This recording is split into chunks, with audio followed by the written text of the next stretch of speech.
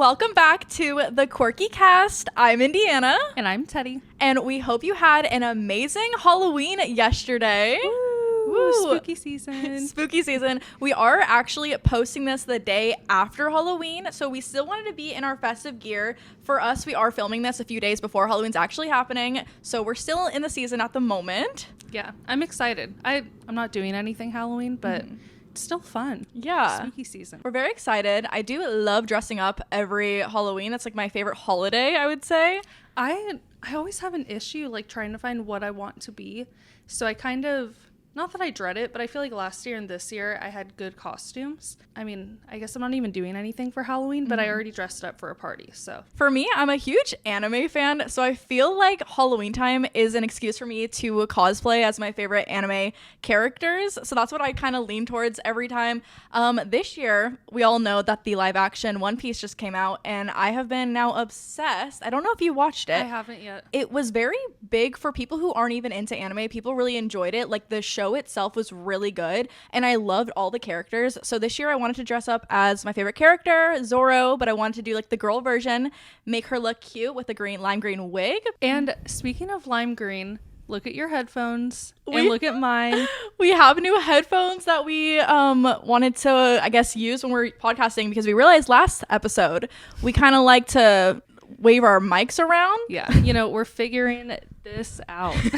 But they're cute. I like how we have multiple different colors, so we can switch them around each episode. I'm excited. Match I our feel outfits. like it's like very professional now. Like we have a podcast, we have our headphones, we can hear each other through it. It's really cool. Yeah. So we actually just posted the first episode today, and we have gotten so much good feedback from you all. I'm actually so surprised and very happy to hear from everyone who has a lot of people saying they want to try some banana lattes now, which I'm excited about because that's the best. Yeah. It's really exciting though, because I was kind of scared because I was kind of thinking that it would be kind of cringy, even though we're having fun. And I personally don't think it's cringy. I just think putting it out into the world and our friends seeing it, I was kind of scared about their reactions, but I feel like we got a lot of good feedback. Yeah. No, I was very excited to hear from everybody. Yeah. Especially lots of close friends sending us messages. I very much appreciate it from all of you. We love you very much. Yeah, and even people from high school that I went to school with, they're messaging me and they're like, oh, this is so cool. Yeah. So it's really exciting. I have seen a few people that I went to high school with who were stalking our Instagram story page, and I was like, okay, you can stalk it, but you can't follow it. Yeah, okay. Give it a follow, give it a listen. Speaking of going live yesterday, I was stressing last night. So we wanted to go live on Wednesday the 25th, and I was waiting till midnight so I can make that first episode go live, okay? And midnight hit, and all these problems were arising. I was literally messaging Teddie up until 3 a.m. asking her what all these things mean, what I do. This is our first time. I'm not a tech person. I have my laptop, my phone, and my iPad all in my hand, and I'm sweating, okay? I'm getting up to go turn on the AC, and what do? I trip over all of my clothes that were on the ground, literally throwing all of my electronics all over the floor, gashing my knee, twisting my toes at 3 a.m., and I'm literally laying on the ground crying, just trying to put this episode up. All of that last night. Just for an episode, because I was stressing, okay? And literally chucked all my electronics, so they were all okay. Nothing was harmed, but I was harmed, actually. My toes hurt right now. I have a gash on my knee. I have a little Pikachu Band-Aid on it, so. I came over today, and she was like, oh, my knee. I'll tell you later what happened. Yeah, but, I mean, I guess it's my fault, because I didn't clean my room, but. Well, thank you for your sacrifice, because if it wasn't for you, we wouldn't be here right now. Yeah.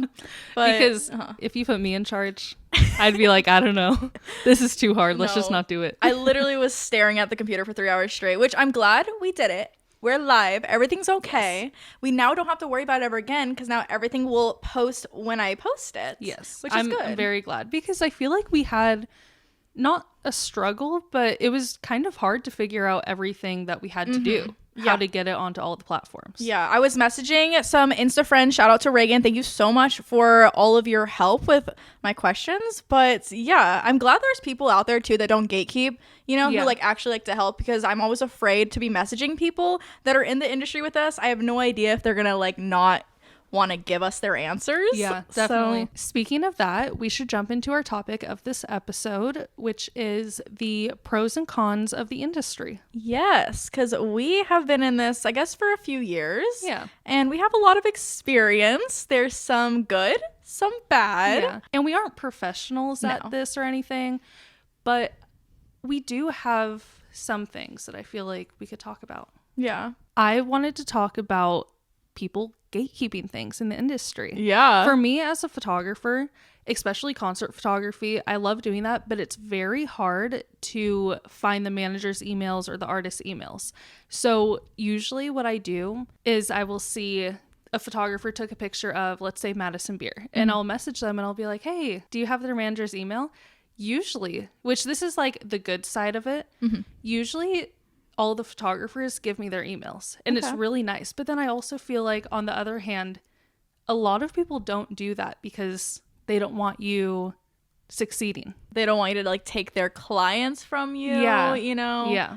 Yeah, like I don't know how to feel about that, because on one hand, it's like you want the project for yourself, but on the other hand, it's like you don't want to be rude, you don't want to be a gatekeeper, you want to be able to share that information with everybody, which I think is ultimately the best decision, because it doesn't make you look bad, it makes you look like you're helping others. Yeah. Even just starting out, you don't know what to charge, how to reach out to brands, all of that stuff. So I think that it's good when you could reach out to someone and they're willing to help you. Yeah, no, that's for sure. I definitely had a lot of fair share of me asking all the people I looked up to in the social media world of all my questions. For example, of making immediate kits, of even asking people what their rates are, which rates in the social media world are very taboo. A lot of people don't like to share their rates. And like, for one thing, I guess it's the idea that they could be embarrassed if they're charging too much or too little. But I also feel like, I don't know, I'm just like, what is the big deal? Yeah.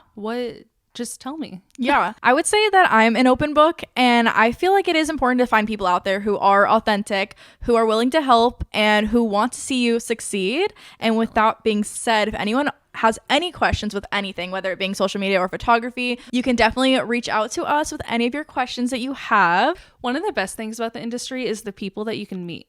Yes. I feel like we have met so many people through either me doing photography, and we meet these people, and I know you have met some people through doing like TikTok, social media, like a lot of people who are mutuals that are always there to comment and like on all your posts when you need the help. Yeah, definitely. I think back to when I asked our friend Cassie to take pictures at Disneyland. This was like 2018. I was in my reaching out to people on Instagram phase where I just reached out to a bunch of people because I just wanted to shoot as in take pictures. Yes. Thank you for clarifying. Yes, sorry. But I reached out to this girl, Cassie. She had half pink hair, half purple hair. And I was like, oh my God, she's so cool. No, literally. And we went to Disney. We met up with her, and the rest is history. That, for example, is a great way to meet people on social media, to make friends as well. Yeah. And she's a YouTuber as well. So we've always been able to go to her with the questions that we have. And she was always very open and helping us with stuff. But for me, since I do a lot of photo shoots, I meet like a lot of cool people. I've done a lot of photo shoots with like musicians, with YouTubers, models, families, like just my personal stuff. When I do family portraits, I just feel like I meet a lot of cool people and I make a lot of connections with people. Yeah. So since we love to name drop here on the podcast, do you want to give us a name of who was probably the person that you were most excited to shoot and meet on your whole journey? There's so many. Yeah. No, but a few years ago, which I think pretty much everything started in like 2018, but I was shooting for a little online magazine, and they asked me, they said, do you want to shoot with Phineas? And I was like, do I? Do I? Do I? And it was a shoot where we got to walk around. I got to like meet up with him in person. We got to walk around, and I was so nervous. I got there like 30 minutes early, and I was like, he's not here yet. He's not showing up. I was so nervous. But yeah, so I got to take pictures with Phineas O'Connell, which is Billie Eilish's brother. I literally got the chills right now, you saying that. I just remember I stayed up so late the night before and I couldn't sleep because I was so excited. He also... I'm sorry. Okay, I'm just gonna go for it. He also, at the end, I was like, oh yeah, like I'll get you the pictures, blah, blah, blah. And he was like, oh yeah, what's your number? He literally asked for Teddie's number. That's iconic. Sorry, I was debating if I wanted to say that or not, because what if he's watching this? He's not watching. I know. But yeah, he like asked for my number, and then I think we like both put our numbers in each other's phones. Yeah. But yeah, and then that was all good, fun and games and everything. And I was like, oh, like I'm going to Billie Eilish's concert. I was like, if you guys ever need a photographer, like let me know. And then I remember I texted him and I was like, oh, like I'm in LA tonight if you want a photographer. And then he never responded. So yeah. She got ghosted. Yeah. But he's like really famous now, so it's okay. Yeah, it's all good. But yeah, no, that was really cool. That was probably like the peak of my career. Yeah, that was super cool. I would say I love your Olivia O'Brien pictures when you got to shoot for her. Yeah, I didn't get to meet her, but I did get to go to one of her concerts and take pictures of her there. I feel like that was my best concert. Yeah, those pictures were amazing. Everybody go look it up at Teddie Hart Photography on Instagram. Yes. They're somewhere in there. I haven't shot a concert in such a long time. I know. It's so hard now. Like I used to be able to just like message. Like one time I messaged Lauv, I think his name is. And he responded in like 5 minutes and said, yeah, come to the show tonight. That's so cool. Yeah. But now it's so hard to where I used to be able to either message them or find their manager's email online. And I could email them and they would say yes, like just right away. And I haven't been able to shoot a show in like months, maybe a year. Wow. Everyone I message, they're like, unless you're part of a magazine or press. Wow. Yeah. Do you think that's from a lot more people being in the industry now? It's just really competitive now, I feel like. If you have that special eye, then you should be the one taking the pictures like me. Yeah. Just kidding. Everyone can become a photographer. We have some stories where I've definitely taken pictures of Teddie and they came out 90% blurry. Oh my God. We should talk about when we went to Europe. Yes. Just like one little snippet of that. Yeah. First of all, I was the only photographer on the trip, yes. which like is fine, whatever. Yeah. And it was kind of cool. I was like, oh, like everyone's in line like for me to take their picture. Yeah. But it was also like everyone wanted me to take their picture and there was always a line every place we went. I think we have the preference that we were on this trip with about like 50 people. Was it 30? I think it was like 42. Okay, we were on this trip with about 50 people. Okay, Teddie, we all like introduced ourselves or whatever. Teddie introduced herself as like a photographer. She had the professional camera, bringing it around everywhere and anywhere that we went. And so I remember specifically we were in front of the Eiffel Tower and I was getting my pictures taken. Okay. And those pictures were so good. Those ones were so good. And we turn around to see all the little people that were lined up behind me to get their pictures taken too. That was so funny. And yeah. And there was also a few times on that trip where like some of the girls would be like, oh, like let's all tip Teddie or like let's like it. I think it was at the very end of the trip. One of them said something about it was either like let's tip Teddie or buy her. I don't know if it was like buy her a drink or something like that. Yeah. But none of that ever happened. That's all and good. Also, I do remember hearing that there was one person on the trip that wanted to room with us because I was a photographer. Ooh. So she could get good pictures of herself on the trip. There was some drama that we found out later. Yeah. Which is fine. Like, if you want good pictures, but the fact that you're going around telling people that. No, that was a little shady, a little sketchy, and we were kind of terrified. But I also think I remember, I'm not sure if it was the same person, but they were kind of complaining about how you had an outfit for every location. I knew you were going to say this. Yeah, so that's one thing. Okay, that's one thing that we can get into about being in the industry, right? Yeah. Is that I love taking my Instagram photos. I love making TikToks. I love doing outfit changes, okay? If I'm going to Paris one day, going to Italy the next, going to Greece the next, I'm going to be wearing all different outfits. I'm not going to be wearing the same outfit every single place. But I feel like that's how, I don't know, maybe we're just in this where like we want to dress up. Yeah. But I feel that way too. Like, okay, well, I need an outfit for this location, this location. Some people only had a carry-on. I was mind blown. 10 pieces of clothing, and we were over our limit every single time. Yes. We had our suitcases were over 50 pounds. We were paying for the extra weight. But that's just how we are. We're people who dress to impress, who want to bring a different outfit for every single occasion. And I was getting clowned on for bringing outfits for every place we went. Yeah. So, but I guess that also, I mean, not that it even should come with like posting stuff, but like there's always going to be those haters. But we just need to believe in ourselves and not listen to the haters. And there's always going to be people out there who are going to hate on things that you do, but it's important that you just don't listen to them. Do what you love to do for you. Yeah. That's why we're sitting here doing what we want to do. Yeah. That's why I post my little twirling around outfit videos, because that's what I love to do. And that's why I take pictures. So I think another really important topic, which is kind of a con, but it is getting paid. I think it's a little tricky sometimes, especially with people thinking that they can just give you exposure and not get paid, or brands not following their deadlines with payments. That I can relate to. Yeah. I think for photography, I mean, I'm sure it works both ways, like for each of us, but I think for photography, one, it's hard to figure out how much to charge, which we talked about before.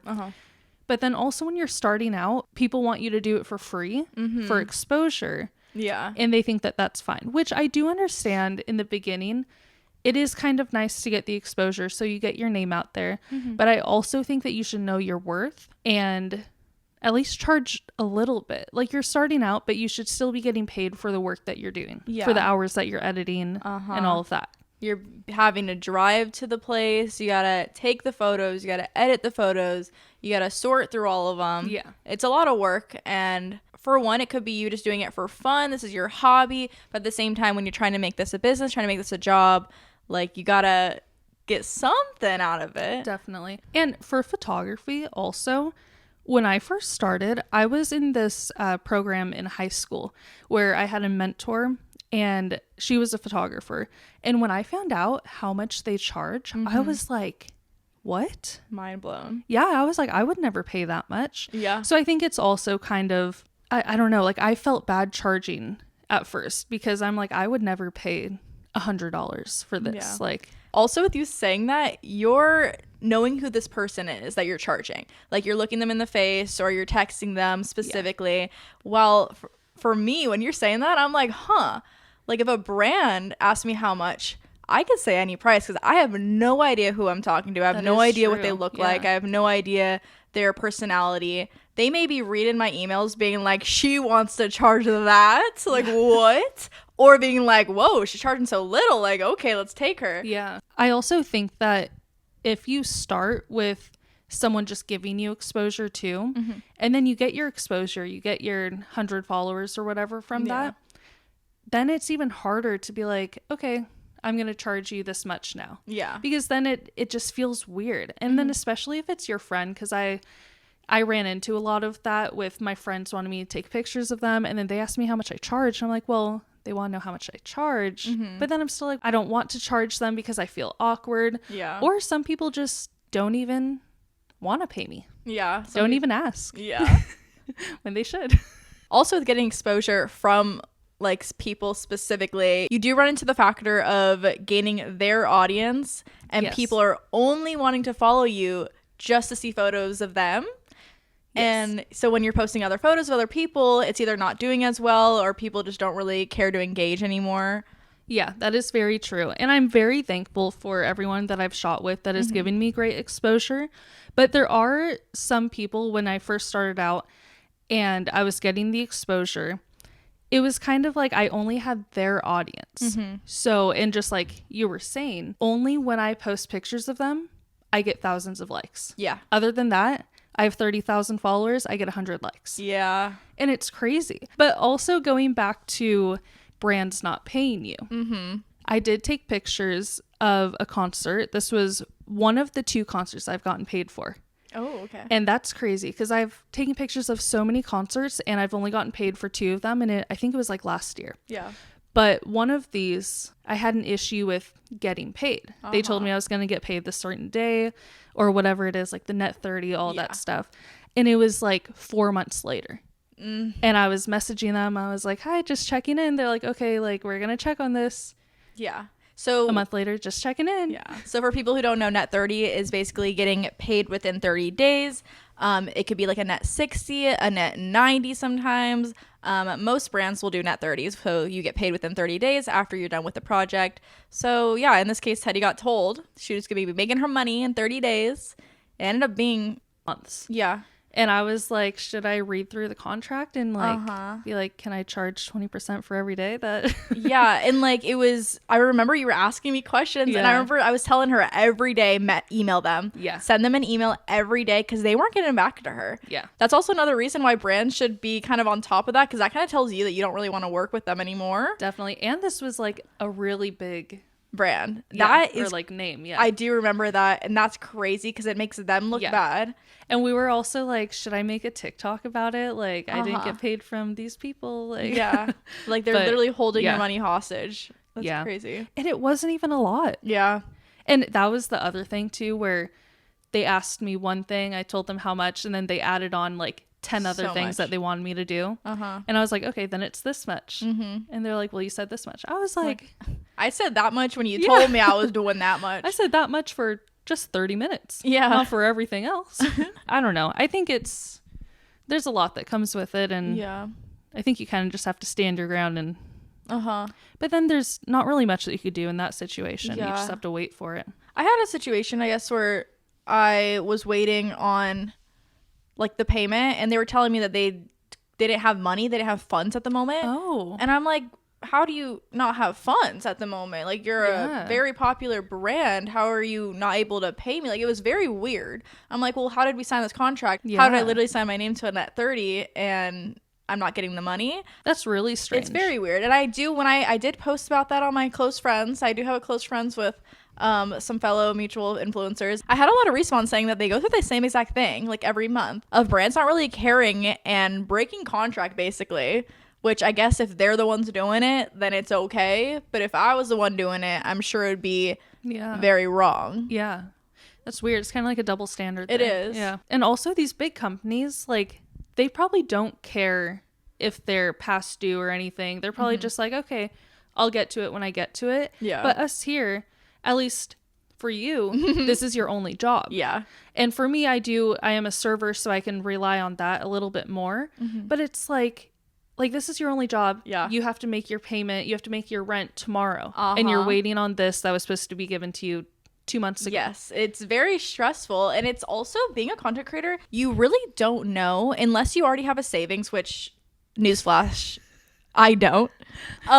It could be kind of scary navigating each month and not knowing whether if deals are going to come in, whether if your money is even going to come in. I have no idea if I'm going to be able to pay my bills. I have no idea if I can afford to either go out to dinner, can go buy some of my clothes for the month, which I guess that all results into me. It's not me complaining. I'm just saying it's a little thing to think about because like you never know what each month's going to offer for you. Yeah, definitely. And I think that goes along with photography as well. I think photography is very seasonal unless you have a big clientele and everything.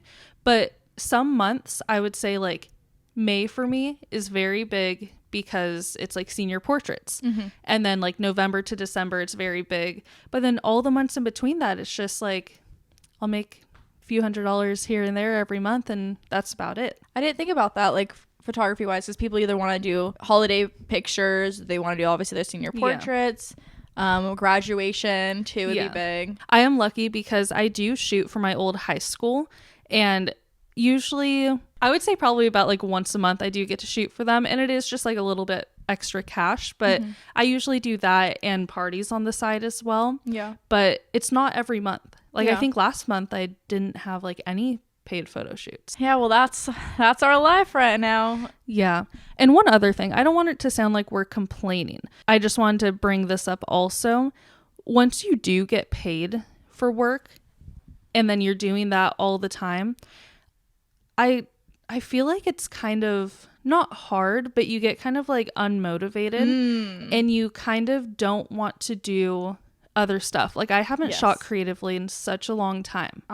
Because I'm like, well, I could be getting paid money. Yes. Which I still like doing it, but then when you are so busy also, it's hard to make that time. Yeah. To do stuff on the side. I relate 100% because if you're seeing my pages at the moment, every single thing is branded lately, which I'm grateful for getting the deals, but I have not been in the mood or the mindset to even make content for myself right now. Like I've been in a funk, which I know everybody goes into a funk, but it does take away that little bit of creativity when it's like, well, why would I make a TikTok right now if I can just be getting paid and make my paid one instead? Yeah, definitely. Which I need to get out of that mindset. I don't want to be in that. And maybe we got to do something creative. Yeah. Something to spunk it up a little bit. I think it happens to everyone, but I do think that it is something that we need to try to like get ourselves out of and be like, snap out of it. Yeah.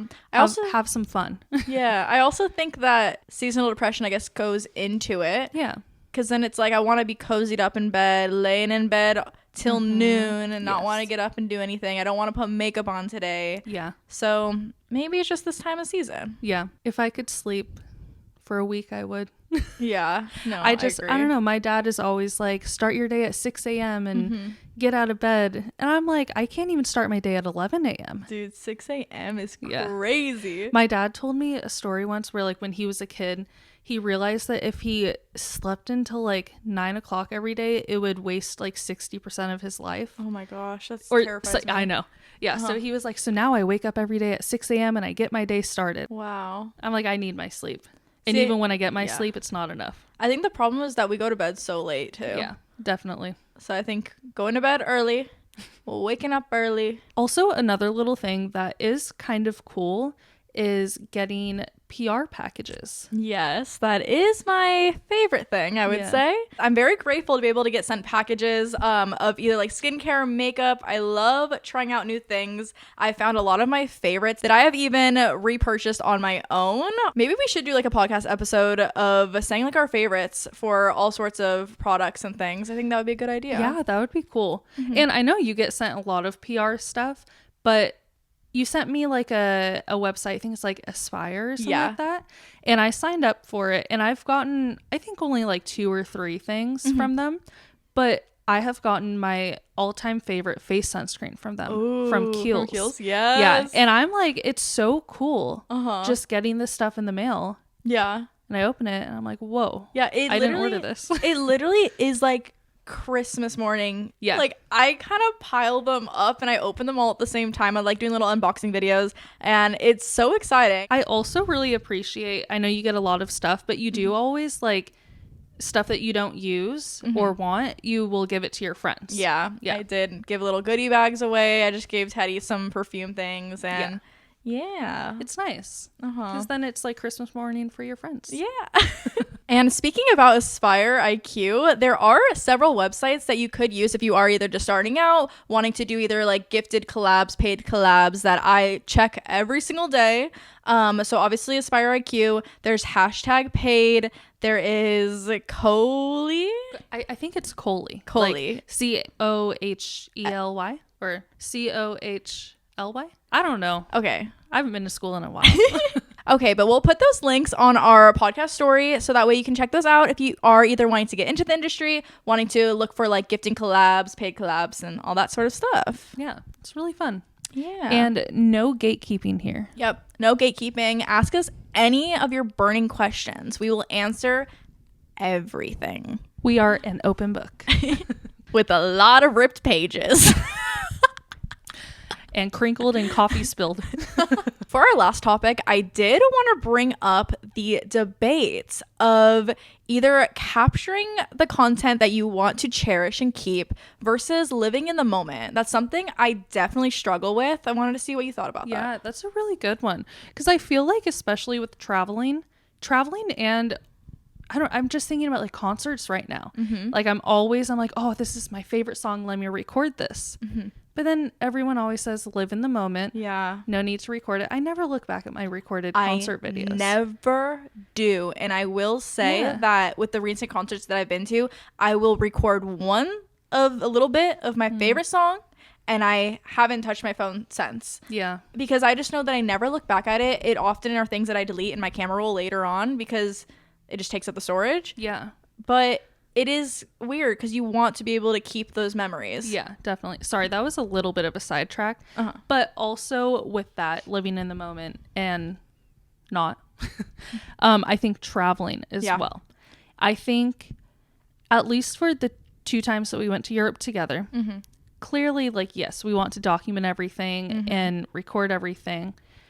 But I feel like I don't even remember. Not that I don't remember going, but there's a lot of stuff I don't remember. And I think it's because my face was buried in my camera and my phone recording it the whole time. See, is it that? Because, for example, like for me, I absolutely don't remember anything that we did. I remember the places we went, but I can't tell you what we did for activities, where we ate for dinner. And so being able to look back at all those vlogs that we did for our whole trip, that reminisces, that reminds me of everything we did.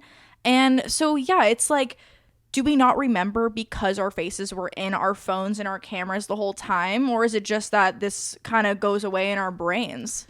I don't know. I think also maybe since we are holding our cameras and our phones, it kind of looks like, maybe it kind of seems like we're like, not like in a movie, but you know, but we're seeing it through a screen. Yeah, like it's not real. And instead of just like looking around and like, like, oh, there's the Eiffel Tower, which we did still do. Yeah. But I feel like there was a lot of things where like, oh, we need to record this. We need to record this. I think it is just hard to separate living in the moment and wanting to capture everything. Yeah. Because, yeah, like you said, like we do want to capture everything and keep it for our memories forever. But I do think at some point you need to just put your phone down and be in the moment. Yeah. I also think the struggle now with all different types of social media accounts, you have YouTube that goes sideways, you have TikTok that goes up and down. It's like, okay, I want to film this, but then which one do I do? And it's like, now you're going to redo the same video twice in both directions. Yeah. And it kind of takes away that moment of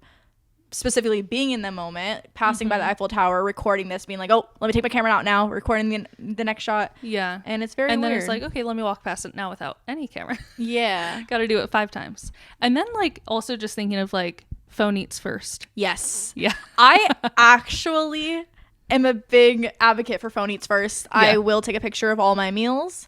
I don't know. It's just a satisfying thing that I like to do. I'm also the very quirky person that I will announce out loud, phone eats first, everybody, and like, take the nobody picture. Touch your food. I need to take my picture.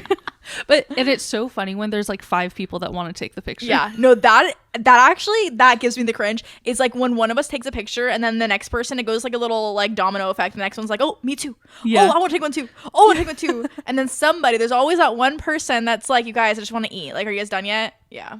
Maybe one day we will learn to live in the moment, but today is not the day. Today's not the day, but maybe I also, now that I'm thinking about that, like I know that we should live in the moment, but when we're like 80 years old, we aren't going to remember any of these moments. No, we're not. So it is kind of good also that we are capturing these moments and having them to look back at when we are 80, 100 years old, 150 years old, and can't even see the screen. Even at 25, I don't remember what I did in high school. Yeah. Like, I think I have like a memory problem though. Like I don't remember like any of my childhood. I don't either, actually. I don't even know what I did yesterday. Yeah. Maybe that's like, we need to like go to a therapist or something for that. Maybe we can either go to a therapist or we can also just start a podcast. That's true. And then maybe memories will come out between us. Yeah. I'll like look deep into your blue eyes and be like, oh, I remember what I did when I was 3 years old on October 3rd. On October 3rd is when it's my dad's birthday. Is when Mean Girls. Oh, I thought you meant October 3rd was Mean Girls reference. That was just the first date I could think of. But yes, Mean Girls also. And on Wednesdays we wear. Oh, on Wednesdays. Ready? 1, 2, 3. On Wednesdays we listen to the Quirky Cast. That was good. We did that at the exact same time. So that is pretty much it for this episode. I hope we weren't complaining. I hope you don't think that. I think we just wanted to just share what we've been through. Yeah, we pretty much just wanted to share our thoughts and ultimately be an inspiration for people who want to get into the industry, take on this journey. And we aren't in any way professionals or anything, but I do think also it's kind of nice coming from people who have been in it for a couple of years and know a little bit about it. Yeah. Because we could talk about the starting of it. Yeah. Because probably in 5 years from now, when we're famous, Yeah. we aren't even going to remember. Yeah. Like, because we don't even remember anything anymore. Yeah.